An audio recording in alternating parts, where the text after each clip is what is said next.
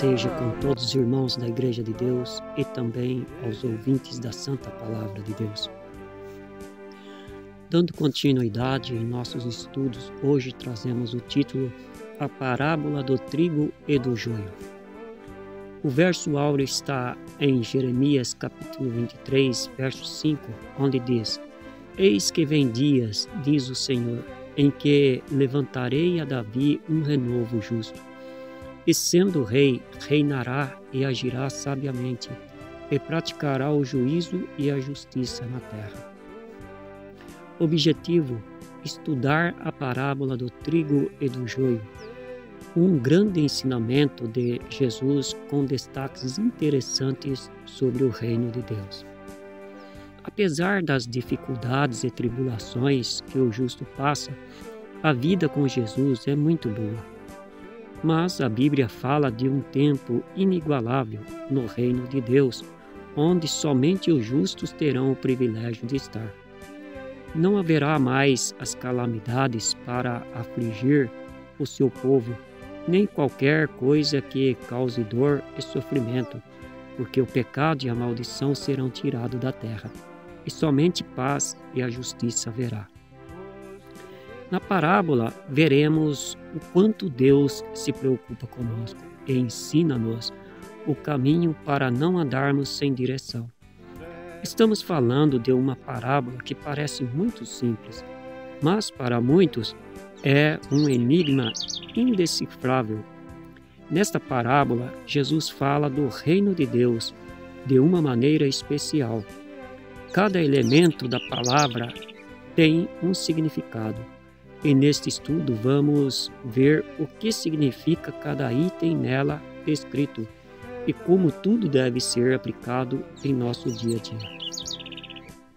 Como dissemos na lição anteriores, Jesus falava por parábolas para que nem todos entendessem sua linguagem. E por que ele fazia isto? Uma das explicações do próprio Cristo era porque eles o ouviam de má vontade. Mateus capítulo 13, verso 13 a 15. Porém, é plano de Deus revelar os seus segredos para que ninguém seja tomado de surpresa na volta de Jesus. Amós diz que ele nada fará sem ter revelado os seus segredos aos profetas, seus servos. Amós capítulo 3, verso 7. Tudo isto disse Jesus por parábolas à multidão, e nada lhe falava sem parábolas. Mateus 13, verso 34. Na parábola de hoje, os justos são representados pelo trigo, enquanto os pecadores são comparados ao joio. Jesus revela que o campo, ou seja, o mundo, é o seu reino. Esta é apenas uma das muitas passagens bíblicas que o mundo é citado explicitamente como o reino de Deus. Como se dará o arrebatamento da igreja? Os salvos não serão levados para o céu, como acreditam os defensores da teoria futuristas. Algumas de suas ilustrações chegam a mostrar as pessoas subindo aos céus, voando como se fosse pássaro, enquanto os perdidos ficam sobre a terra se lamentando.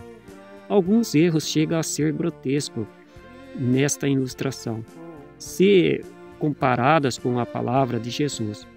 Ao contrário, Jesus afirma que o joio será colhido primeiro e lançado para queimar.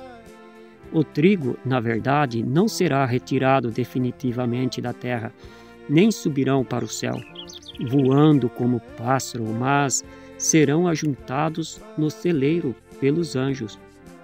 Ele enviará os seus anjos que ajuntarão os seus escolhidos. Marcos 13, 27.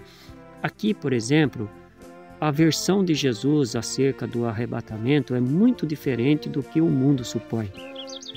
Jesus afirma que os anjos recolherão os escolhidos dos 4 cantos da terra e os ajuntarão no celeiro, além de dizer que o joio será colhido primeiro. Colhei primeiro o joio. Mateus 13, verso 30. Como entender a expressão de Jesus sobre o reino dos céus? Nesta parábola, aprendemos também que o reino do céu, na verdade, será instituído aqui mesmo na terra.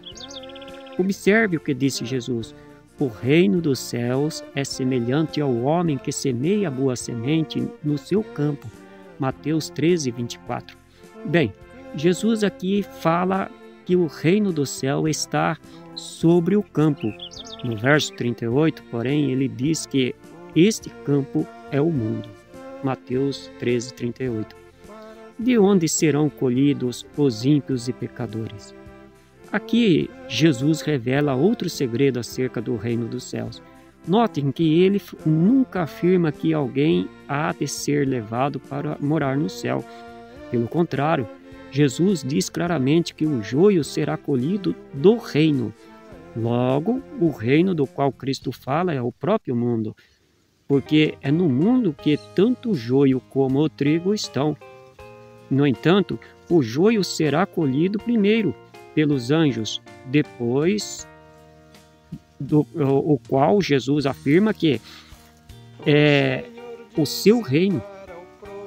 Mandará o Filho do Homem os seus anjos, e eles colherão do seu reino tudo o que causa escândalo. Mateus 13, verso 41. Entender a parábola de Jesus significa sinônimo de salvação? Não. É um passo indispensável para o aperfeiçoamento da fé. Porém, sem a obediência e o temor de Deus, isto não terá valor. Sem as boas obras, a fé, por mais aperfeiçoada que seja, não tem valor. É preciso adquirir o conhecimento, mas ele só, sem os frutos do Espírito, não produz a salvação.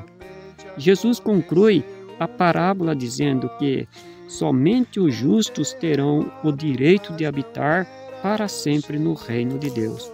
Mateus capítulo 13, verso 43. Que Deus nos ajude e nos abençoe, em nome de Jesus. Amém.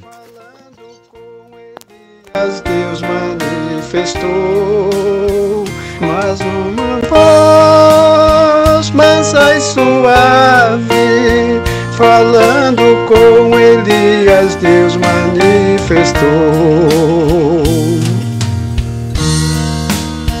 Vejam o quanto a palavra é poderosa quando se trata da palavra do Senhor. E sem alarde o Senhor apareceu, com voz suave a Elias ordenou. Disse Elias: sai para fora, sobe ao monte na presença do Senhor. Com o seu rosto todo coberto, saiu Elias e ao Senhor se apresentou. Então falou o Senhor para o profeta, numa voz mansa, logo após o vendaval. Eu reservei 7.000 homens que não dobraram seus joelhos a Baal. Eu reservei